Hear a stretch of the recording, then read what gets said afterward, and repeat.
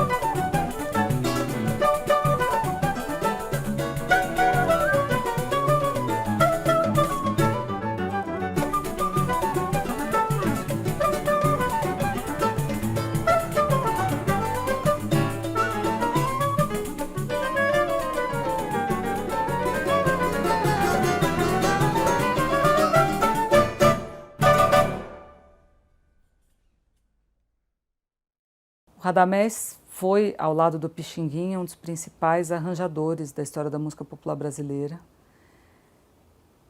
Sofreu uma grande influência da música erudita, mas também da música popular. E além de pianista, o Radamés também era um grande orquestrador, grande maestro, né? Também da tuba da Rádio Nacional, e que traz o choro para a orquestra, né? Para a orquestra popular, assim como o Villa-Lobos usa o choro na música erudita. Radamés, assim, ele tinha essa percepção, por exemplo, ele fez um concerto para cada um dos seus amigos, né?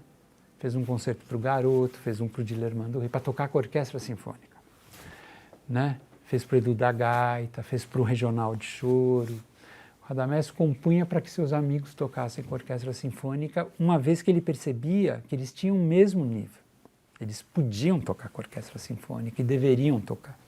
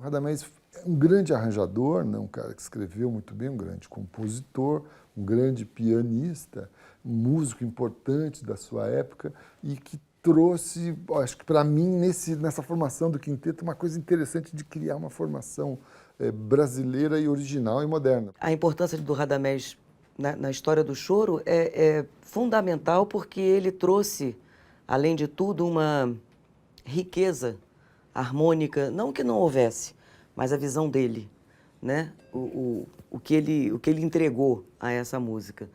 E futurista, porque ele era um cara de vanguarda, continua sendo até hoje, né? Ele ainda é um sujeito muito moderno para o nosso dia de hoje.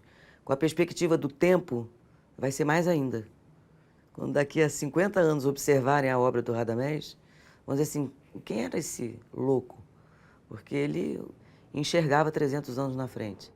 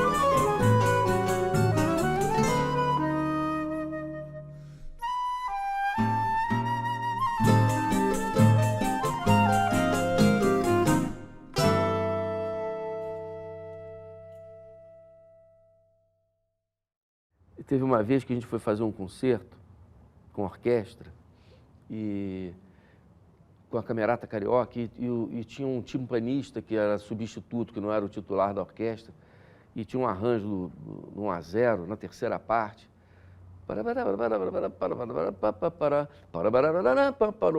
Tinha uma bombada lá no tímpano, assim, fora do tempo, né? Aí, a primeira vez que tocou a terceira parte, o cara tocou as bombadas tudo fora do lugar. Pum, tudo atravessado. Aí o Radamés, o Regino fez uma cara. Aí quando chegou na hora voltou a terceira parte naquele pedaço, na regência do Radamés foi assim. Dane-se, faz qualquer coisa aí. Quase xingando o cara. Então ele era uma figura assim, espontânea, né? Não tinha... Eu nunca vou me esquecer desse gesto. Já esculhambou a música toda. Radamés Nhatali transitou pelo popular e o erudito. As suas criações ajudaram a romper as fronteiras e os preconceitos que separavam a música clássica das rodas de choro, em sintonia com o modernismo de Villa-Lobos. O tabu começou a se quebrar dentro da sua própria casa. Seus pais eram loucos por ópera. Por isso, os nomes dos filhos foram inspirados em personagens de óperas de Verdi. Com 14 anos, Radamés estudava piano clássico e frequentava blocos de carnaval. Como não podia levar um piano para as ruas, logo ficou craque no cavaquinho. O concertista erudito sambou e chorou em bailes para se sustentar. Tocou Tchaikovsky no Municipal e Ari Barroso na Rádio Nacional. Radamés abriu espaço para uma música sofisticada, moderna e aderente. Sem ele não haveria o choro moderno, a bossa nova e nossa música contemporânea.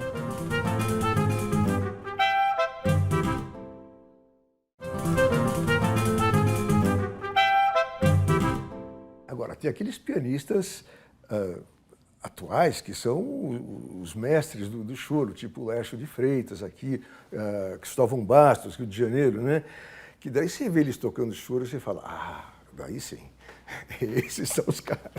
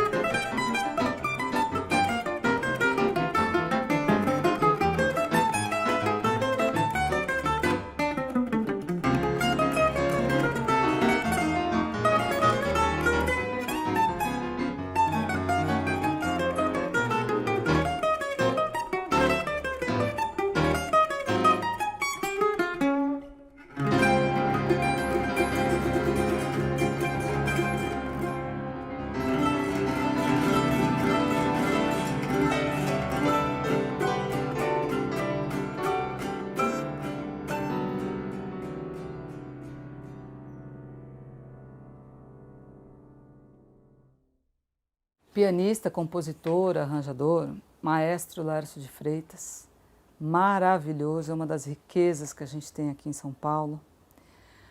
O Laércio tem um disco que é antológico, que é o São Paulo no Balanço do Choro, onde ele grava várias músicas do Esmeraldino Salles, que também é um dos maiores compositores da história do choro paulista. E ele é um pianista riquíssimo, um arranjador incrível.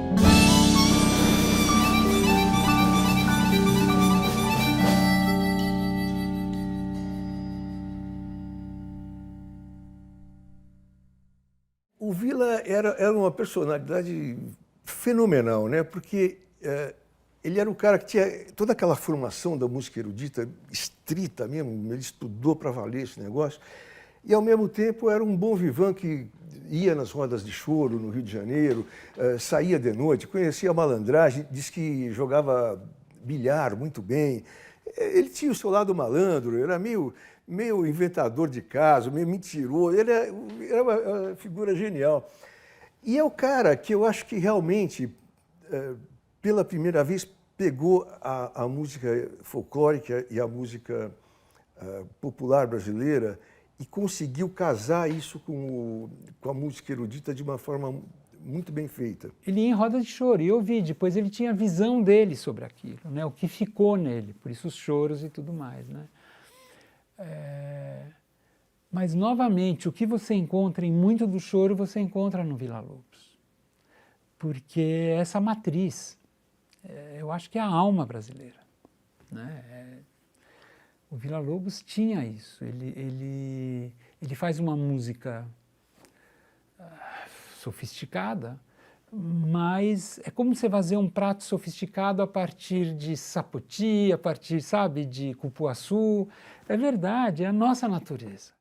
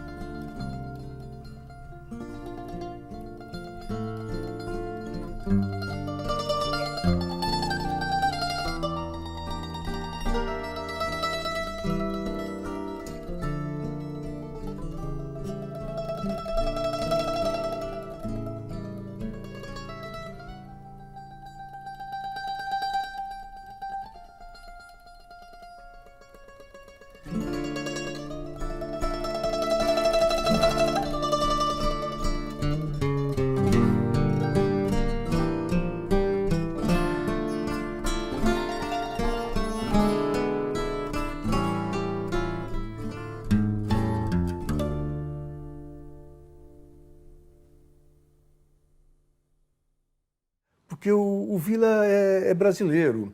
A gente não pode querer tocar o Vila como se toca Brahms, ou como se toca música alemã, ou música italiana, ópera, seja lá o que for.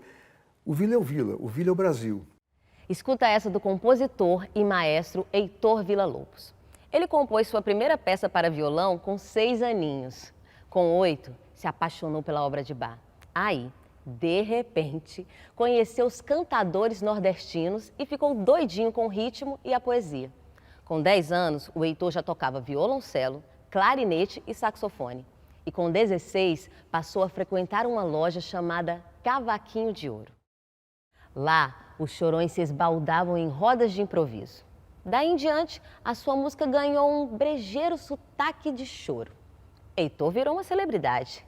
Entre concertos em Paris, aventuras pelos sertões nordestinos e festas nas noites cariocas, nosso maestro colocou o Brasil no palco mundial da música clássica moderna. E o choro está em sua alma.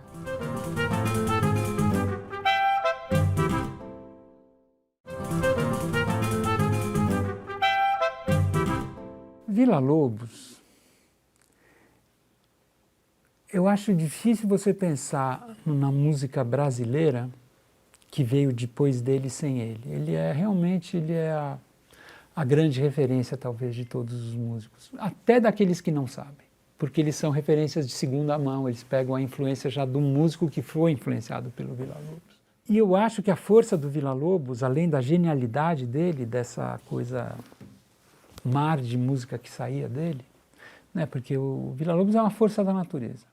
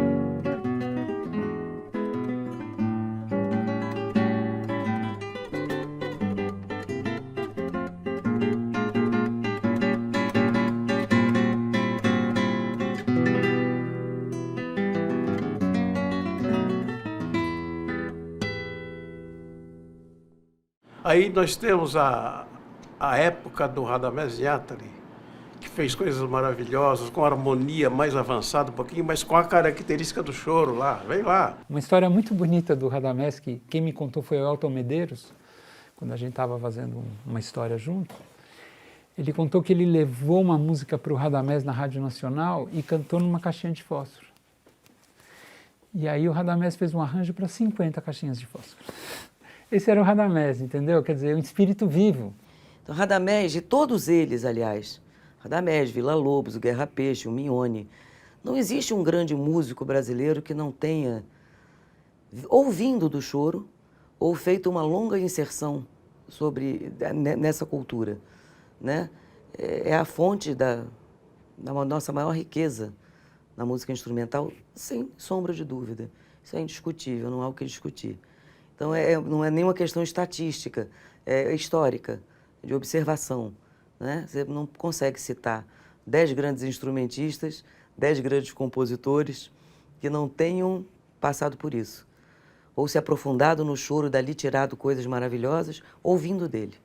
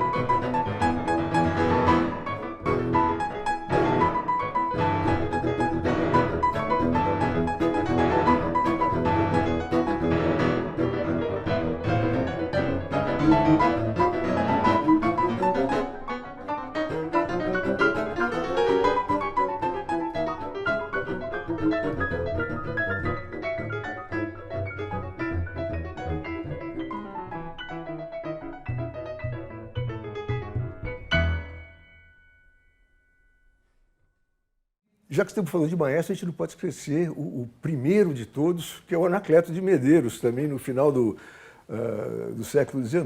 Ele era o maestro da banda do Corpo de Bombeiros do Rio de Janeiro e é o cara que começou a escrever esse tipo de música para formações grandes, né? A partir do Anacleto, e dando sequência a essa nova forma de arranjar as bandas das corporações, primeiro aumentou o número de bandas corporativas, de bandas de coreto, os músicos começaram a se interessar mais, novos instrumentos sopro entraram, se agregaram. E os músicos das bandas no Rio de Janeiro saíam nas suas folgas e iam ouvir e participar dos regionais de choro nas periferias, né? Mas o choro, ele é tocado de diversas formas. Quer dizer, tem o conjunto chamado conjunto tradicional, regional, mas você tem, então, o Radamés já escrevia para orquestra, né? Já escrevia com várias formações, teve um trio maravilhoso com o Luiz Americano, com o Luciano Perrone, piano, bateria e saxofone. Então, já lá atrás, o garoto tocando todos os tipos de instrumentos de cordas, ou Anacleto, já lá no começo do século, a banda do Corpo dos Bombeiros, né, com choro para banda sinfônica, né? Então o choro cabe em todas as formações. O Anacleto era filho de uma escrava, liberta, e também começou a estudar música e tocar muito jovem. Ele dominava todos os instrumentos de sopro, diziam, né? E ele foi um compositor muito fértil.